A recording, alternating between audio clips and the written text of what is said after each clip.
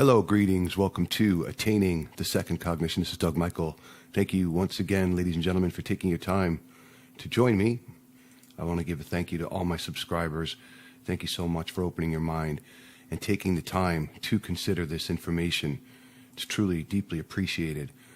Ladies and gentlemen, this presentation is very heavily picture-laden, so you may find yourself having to use the pause button as the video progresses in regard to looking at the images presented so you can digest them better. This video presentation is going to be a very fast-paced episode to tell just a part of a massive story in a short period of time, so I ask my listeners and subscribers to be patient as the synopsis unfolds because we're going to cover a lot of ground in this video.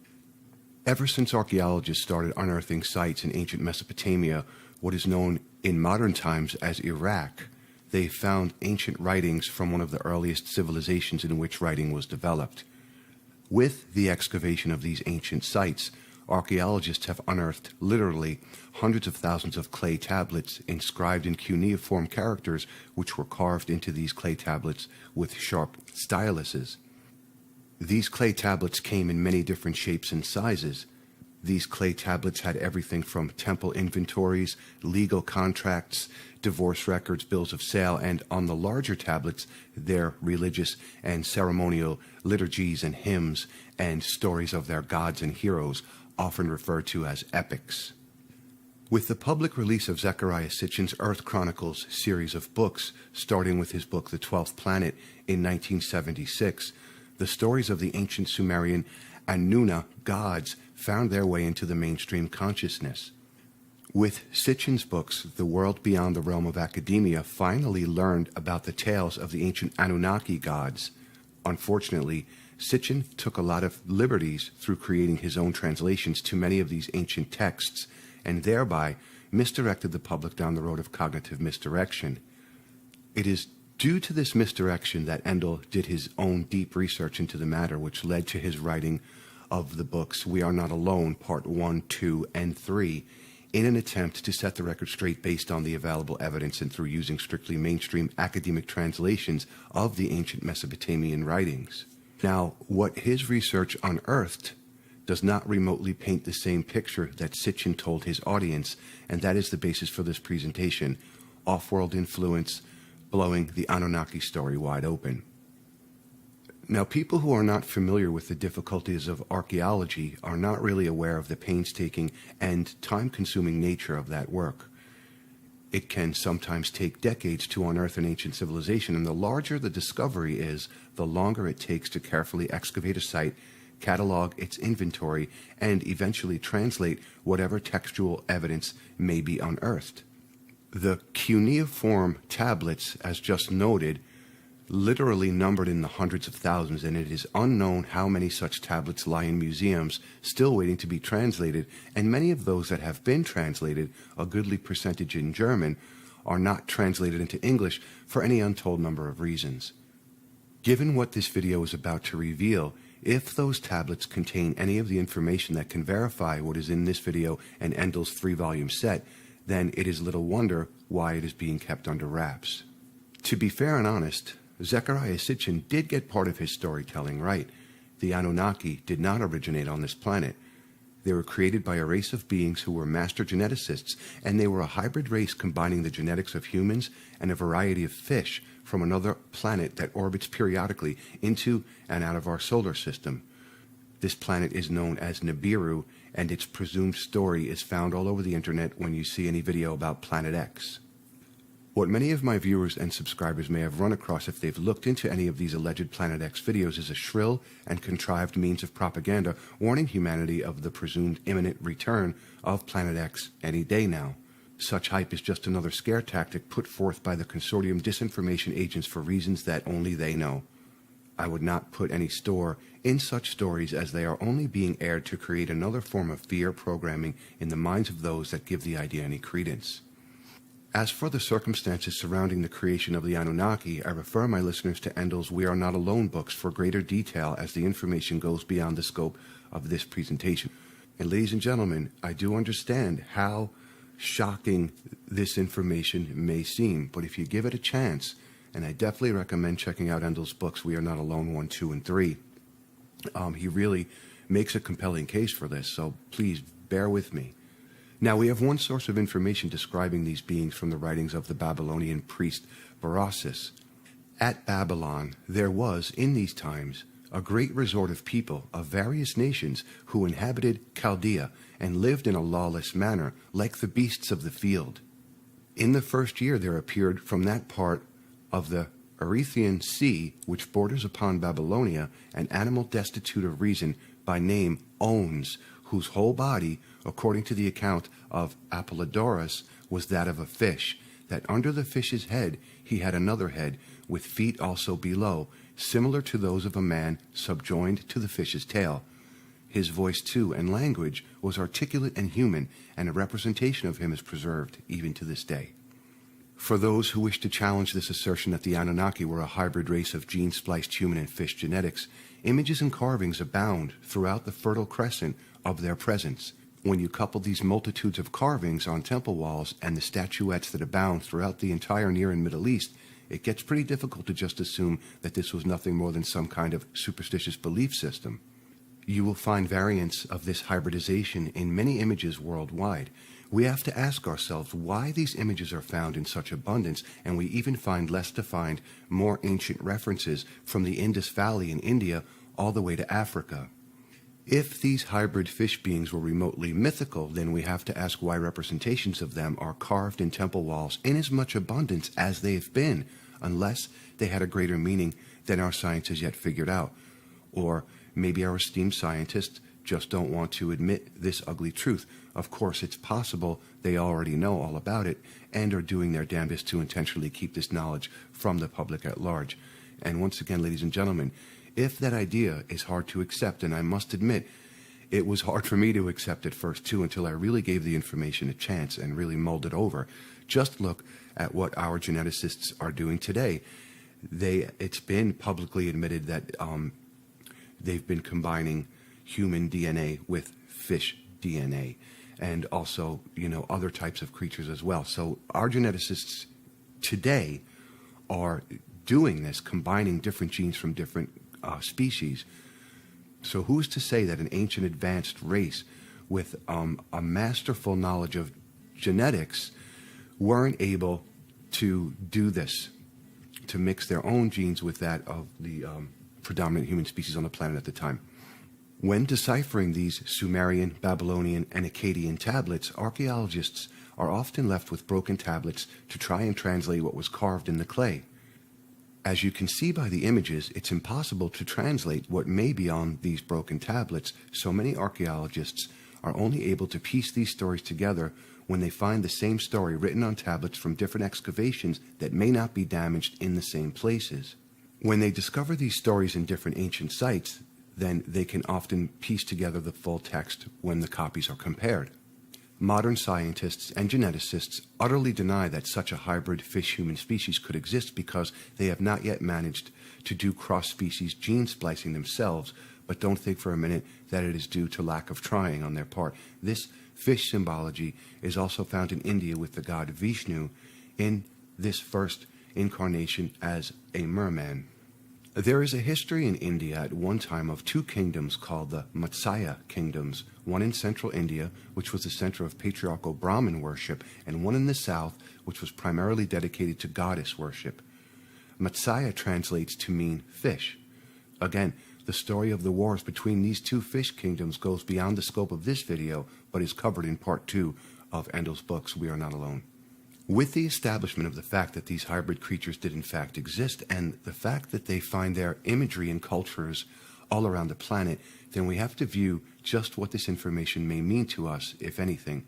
As Endel related in his We Are Not Alone books, there were specifically 2 of these Anunnaki hybrids that set themselves up as overlords over the other Anunnaki, and they set themselves up as gods over humans on this planet. The earliest Sumerian texts relate the fact that the Anunnaki themselves were a created race, created by a race of beings whom they refer to as the Elder Gods.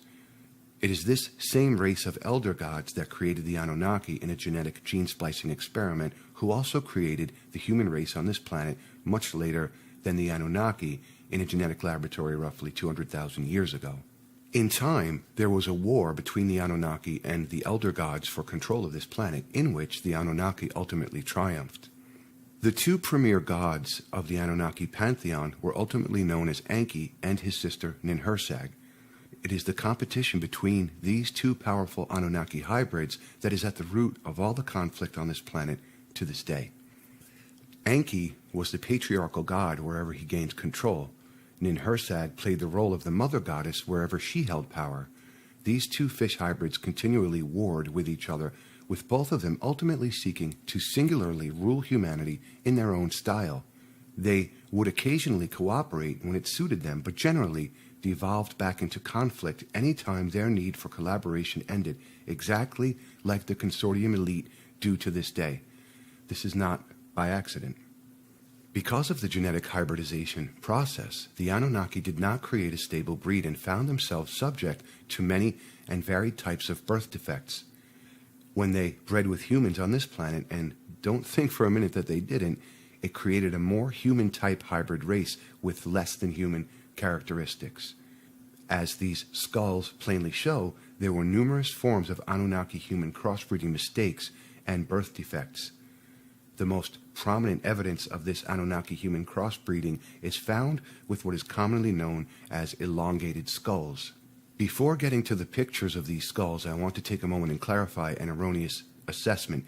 If you can envision these Anunnaki being combined fish and human hybrids with the characteristics of a fish running the full length of their bodies, with a human face under the fish head as shown previously, then when you view these images, you can see what academics call horned helmets are in fact gill structures.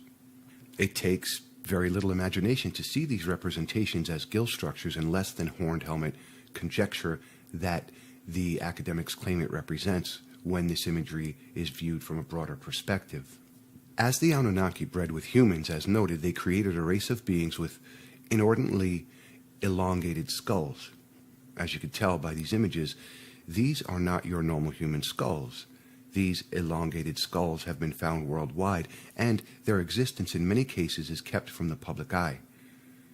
In the not-too-distant past, they had a display of these skulls in a museum in Malta, and they eventually removed the display because they simply creeped people out too much.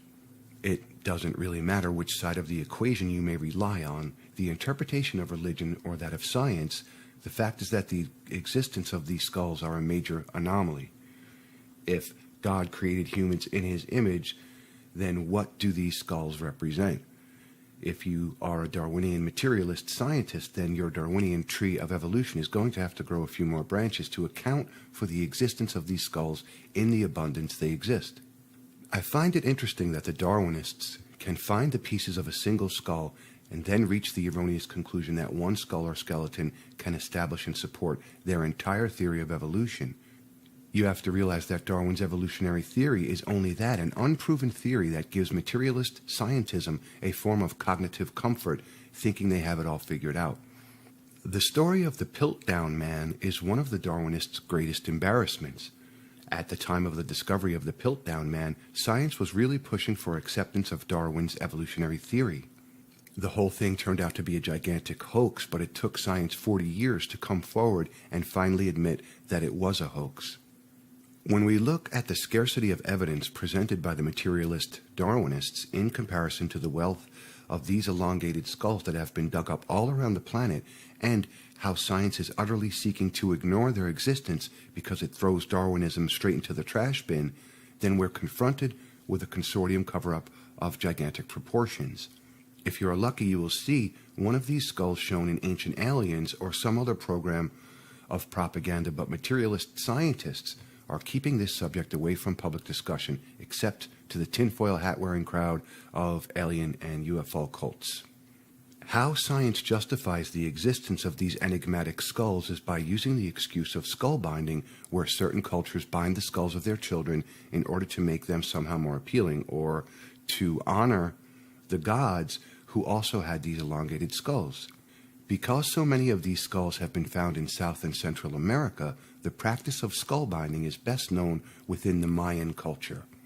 Skull binding is a known practice, and it has served as an easy misdirection for scientists to sidestep the issue of these elongated skulls, allowing scientists to dismiss all of these elongated skulls with the convenient excuse of skull binding, but their theory of skull binding being accountable for all of these elongated skulls evaporates when you have a baby skull too young to be bound that appears. Now, ladies and gentlemen, that pretty much screws up the whole skull binding theory as the only explanation for these skulls every which way, doesn't it? Are we expected to believe that these people secretly went inside the mother's womb and bound this baby's skull when it wasn't looking, or what? You know, this one picture alone proves beyond a doubt that the greater proportion of these elongated skulls were a matter of breeding and not skull binding. Let's take a look at a bit more evidence that undermines this theory of skull binding as well. Here we have a diagram of a normal human skull. As you will note from this diagram, humans have seams, what are called sutures, that come up the side of the head and also come up from the back of the skull. Pay particular notice of the fact that there is no frontal suture line on a human skull. To utterly disprove that these are simply skulls that were subject to the practice of skull binding, let's take a look at these elongated skulls, which have a very pronounced and indisputable frontal suture running from the bridge of the nose up the forehead to meet the other skull seams. Now, since these frontal sutures are not a part of normal human anatomy, then we are only led to one conclusion. These skulls and the beings who had them were not fully Earth human. There is no other conclusion. What you are looking at is a scientific and anatomical impossibility if these are only human skulls that came about as a result of skull binding. So, you have to ask yourselves just who is lying to whom when you are faced with such empirical evidence, which science and academia flatly denies even exists. Is there really no empirical evidence to be found by our renowned scientists, as they claim can't be found when these pictures are viewed and these anomalous skulls obviously exist and were unearthed on this planet? I don't know about you, ladies and gentlemen, but the evidence speaks in volumes on this score. I wonder what the dear old Darwinists have to say about this. So, let us continue down this uncomfortable road to revealing the truth that science and academia is hiding and denying. Let's take on the UFO crowd for just a minute, because many of them are agents of disinformation, always jumping at the shadows of the little gray alien abductors and cattle mutilators. Here is just a sample of what the UFO crowd are proposing about these elongated Anunnaki skulls. Given the fact that we have been so heavily indoctrinated and brainwashed with the whole gray aliens scenario, then it is really little wonder that this is the only conclusion that mind-controlled first cognition thinkers can come up with to try and account for these anomalous skulls. It kind of illustrates a form of selective blindness, if you ask me. But we are going to propose a completely different theory based on plenty of available evidence. Given the fact that the Anunnaki were fish-human hybrids and that they suffered many types of defects, even when they bred with humans, then when we look at images like these, we can start to get a clearer picture of what's going on. These statuettes are just a sample from ancient Mesopotamia. We all know that humans don't have large, oversized, round eyes, so just what are these statuettes supposed to represent? Artistic license? We're going to put forth this assertion. These are Anunnaki human hybrids with round black fish eyes, ladies and gentlemen. When you see those images and compare them with certain of these elongated skulls with overlarge eye sockets, it presents a totally different picture than the gray alien picture being pushed on the public. You will also notice that some of these skulls have the frontal suture on them as well. Just look at those huge, round eye sockets in light of those fish-eyed Sumerian statuettes, and tell me that the pieces of the puzzle don't fit together, no matter how much it may challenge your perception of reality. If you are starting to get a deep, visceral reaction to this information, ladies and gentlemen, it is because a very deep part of your inner psyche is recognizing the truth being presented here and causing that reaction. There is little doubt that there were many other variants of this crossbreeding of the hybrid Anunnaki and humans, but since science in charge of controlling any and all evidence that might bring this story to light, we have no idea what other evidence may be stored away from the eyes of the public in the back rooms of museums collecting dust because the materialist Darwinists of religious scientism refuse to do their job and investigate this information. I ask you, ladies and gentlemen, do you recall ever seeing any kind of mainstream discussion on the hundreds, possibly thousands of these elongated skulls presented to the public except through, the Ancient Aliens ballywick? If not, then you have to ask yourselves why such a wealth of evidence is being completely ignored, misrepresented, and being discounted by mainstream science. What are they worried about discovering?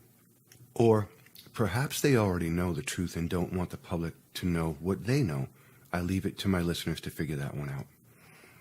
So let's take a moment and review some other historical evidence in regard to those long skulls. These illustrations are from the reign of the Egyptian heretic pharaoh Akhenaten and his wife Nefertiti, along with some busts of their children. With the understanding now in hand about these long-skulled Anunnaki rulers of Egypt, as well as in virtually every land of the ancient Near and Middle East, then we can see why so many ancient illustrations and carvings picture so many people in those weird-looking tall hats. Now here is a bust of King Tut. As you will notice, Tut did not have as long a skull as his father Akhenaten, but it was still more elongated than the human norm. As I noted previously, as these Anunnaki bred more and more with humans, they lost more of these distinctive fishy traits that set them apart. Their long skulls shrank in size the more they bred with humans. This X-ray and accompanying image also shows this losing of the long-skulled traits, just as King Tut was losing those characteristics. Now, you may be wondering at this point in time what all of this means in the present era, given the fact that these people pretty much bred themselves out of existence in the last 1,000 years. Here is where the story takes the nasty turn, ladies and gentlemen, and that is when we understand that the God of the Old Testament was good old Enki, just another Anunnaki hybrid. As should be plainly obvious, there is a direct correlation between the ancient Anunnaki fish heads and the Roman Catholic Church. A number of researchers have drawn the correlations between the Mesopotamian god Dagon and the papal mitre. Apparently, what no one but Endel's figured out is the whole Anunnaki fish hybrid correlation, and that this correlation reaches into the God of the Old Testament, Yahweh, or that could be Yiwa, since the vowels are completely left out of the tetragrammation, the four-letter name of God. In ancient Sumeria, Anki was known as Yah. Isn't it curious indeed how close Yah is to Yiwa? Just another coincidence, folks. Now that we understand that the Anunnaki tyrant is the God of the Old and New Testament, as well as the God Allah to Islam and Brahma to Hinduism, then we need to take a closer look at this whole fish symbology associated with Christianity. And we also need to get to the root of Ninhursag's role in this global tyranny that surrounds us. To start down the road to understanding this fish symbology, we're going to take a look at the tradition of so-called sacred geometry.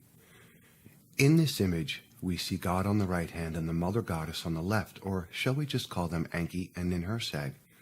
Between the two of them, you will see an almond shape. This almond-shaped joining of the circles is what is known as the Vesica Pisces. The term Vesica Pisces literally means bladder of the fish. Now, let's investigate this Vesica Pisces a bit further. The following image is very graphic, but it is necessary to understand where all this symbolism comes into play. As you will note, ladies and gentlemen, the Vesica Pisces represents the female genitalia. Pay attention to the omega symbol on the top lower right, as that will have significance. Also note the triangle with the point going downward and the fact that it represents the female yoni as well. The male symbol is a triangle pointed upward. When you merge the male and the female triangles, signifying the act of sexual union, you arrive at this very well-known symbol.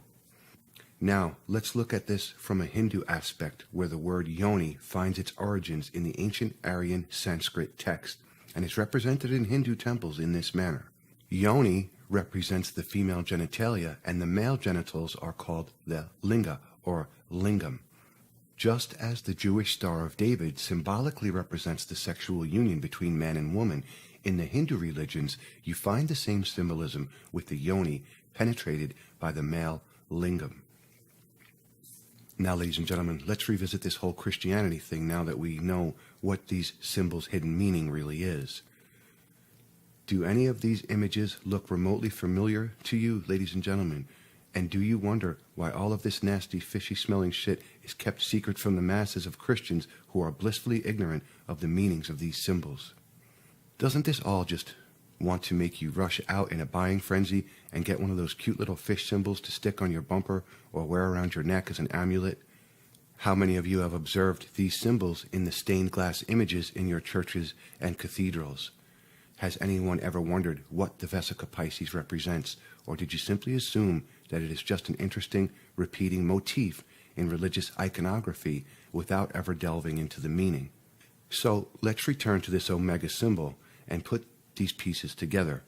In ancient Sumeria, the birth goddess Nintud, which was one of the names Ninhursag hid behind, the Omega symbol was associated with the mother goddess or birth goddess as a symbol of identification. Over time, as Ninhursag murdered her adversaries and stole their names, her symbols followed her into her new stolen identities. Both Ninhursag and Enki were identity thieves of the worst kind. When Ninhursag removed the goddess Hathor, you can tell it was Ninhursag due to the Omega-style hairdo. Hathor was only known as the cow goddess or the cow-headed goddess, whose symbol was the cow's horns. In time, Ninhursag rolled Hathor's identity into the identity of Isis when she stole her identity, and we see these attributes of Hathor and Isis in these statues of Isis with the baby Horus. In all fairness, my listeners may think we have wandered away a bit from this whole fish hybrid thing, but look here, and we find Isis portrayed with a big fish on her head. In all fairness, Isis was known as goddess of the mariners, who were, of course, in many cases fishermen, but I think that explanation is just a little too neat, especially when we find statuettes portraying fish wearing the headdress of Hathor. To put a nice finishing touch on this presentation, let's see where this imagery and symbolism leads us with dear sweet Ninhursag, Hathor, Isis. So there you have it. The great mother of God of the Catholic Church and the entire Christian religion is nothing more than a hybrid fish monster, just like her neurotic, woman-hating Anunnaki brother. Is anyone feeling sick to their stomach yet over the scale of this deception? Well, let's just add some insult to injury here and really get to the bottom of this.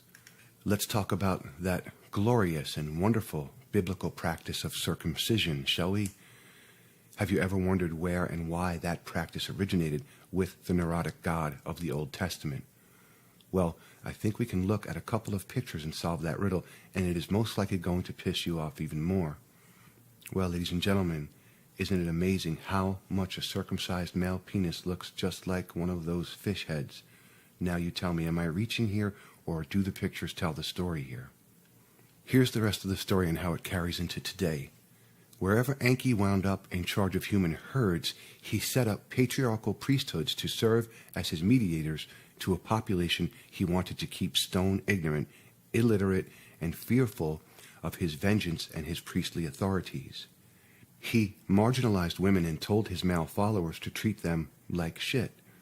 The Roman Catholic Church, a spawn of Judaism, made the world a reflection of Enki's own neurosis. As for Ninhursag, she was a sexual libertine who endorsed orgies in the groves to worship her.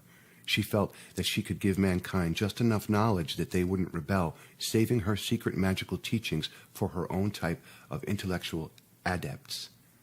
The occult traditions that have been handed down through the so-called underground stream of knowledge have been the secret teachings that Ninhursag passed down to her mystical acolytes and adepts throughout the ages, forming mystery schools, secret societies, and finally culminating in theosophy, which, as my listeners are now aware, is the New Age. Enki and Ninhursag both collaborated with the inorganic hierarchy of ascended assholes, and they have been working with them for nigh unto 6,000 years. All the strife in the world is a result of two competing parties Enki and Ninhursag and their respective followers into the modern era, starting wars with one another, abusing energetic practices and rituals, and controlling humanity for all of that time. With the occult traditions, you find Ninhursag's agents, the Freemasons, the Jesuits, the mystics, intellectuals, scientists, and philosophers throughout the ages fighting to wrest control of this planet for their own desires from the patriarchal religions of enforced ignorance and superstition created by Enki. This, ladies and gentlemen, is the world of first cognition tyranny, and who is ultimately behind every bit of human suffering for the last 5,000 to 6,000 years. These are the competing factions who start wars, stage revolts and revolutions, and create mass killings over all of human history, just so these elite bastards working for their fish-headed masters can play a game of King of the Mountain. This is the ugly truth of our history, ladies and gentlemen, that every elite son of a bitch on the planet knows and has worked tirelessly to keep secret from the rest of humanity. You have seen the foundational evidence, but the story goes much, much deeper than this. This is preliminary, a cursory examination, ladies and gentlemen, and if you read Endel's We Are Not Alone books, make sure that you utilize every lookup and study that he provides through those lookups. If you read those books and follow the guidelines provided, you're going to find more than enough evidence to convince you of this truth if this presentation didn't do so.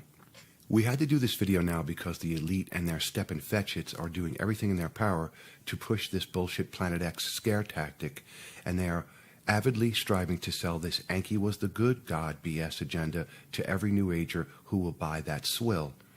Sitchin was wrong in what he proposed. Sitchin had an infatuation with Enki and never painted him in a truthful light. Sitchin had exactly the same evidence and even more than Endel did in order to reach his conclusion, so we have to ask what agenda Sitchin might have been working on by telling this fabricated tale over the ugly truths presented in this presentation. Why have the secret societies and the truth movement continue to pump out this swill about shape-shifting lizards from Draco and not recognize the fact that scaly fish-human hybrids more closely tell the truth than all the stories about reptilian creatures? We actually have a plethora of ancient information that informs us about these fish-headed creatures and not a single shred of evidence about lizards from Draco. Once again, who's lying to whom in this equation, ladies and gentlemen?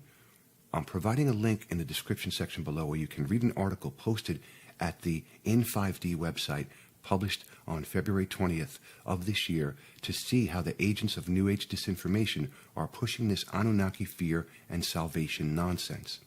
After watching this video and then reading that article, then ask yourself what sounds like the truth and what sounds like BS.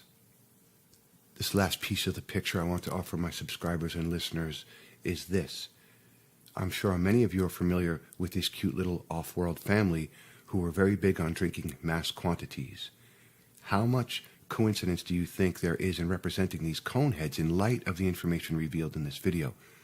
Do any of you feel that this is just another elitist ploy to rub your faces in what you don't know and what they've kept secret for so many years? Just who is having who on here, folks? And now I leave it to you to decide and reach your own conclusions on the matter. For those who are wrapped up in the whole UFO circus, I will propose a different way to interpret the Anunnaki disinformation that abounds in the public. It is pretty much accepted knowledge that the governments of the world have managed to reverse engineer alien technology. Can you come up with a better way to trick the world population into running headlong into the New World Order corral of an elitist, controlled, one-world government than to land a fleet of ships on the White House lawn and have a bunch of assholes step out of the ship and claim they are the good Anunnaki, God, Enki, come to save us all from ourselves? How many first cognition humans would fall for such a trick and never question the fact that the ships were manufactured right here on good old planet Earth through consortium black budget operations? How many first cognition New Agers and UFO cultists would fawn over their presumed saviors in their shining silver suits, claiming to be representatives of the Galactic Federation of Light or the Ashtar Command or the returned Anunnaki? When you can see this scenario, then you know why all this alien bullshit has been shoved down our throats since the Roswell incident in 1947. You can see how all of these elitist theosophical agendas dovetail neatly into this ultimate climax, And you can also understand why science completely ignores the truth presented in this video because it doesn't fit the globalist agenda for control over the entire species on this planet through such a massive cognitive deception. Well, don't fall for it, ladies and gentlemen. Not for 1 minute should you buy into such a fabricated illusion. For your convenience, I'm posting some additional links for those interested in viewing more pictures to support what has been presented in this video in the description section beneath the video. Ladies and gentlemen, thank you once again for taking your time and joining me and listening to Attaining the Second Cognition. I extend my gratitude and my heartfelt thanks to any and to all that take the time to open their mind and search for the truth and to push forward in their own cognitive advancement and willful evolution. Once again, thank you, ladies and gentlemen. This is Doug Michael, and until next time, walk in peace.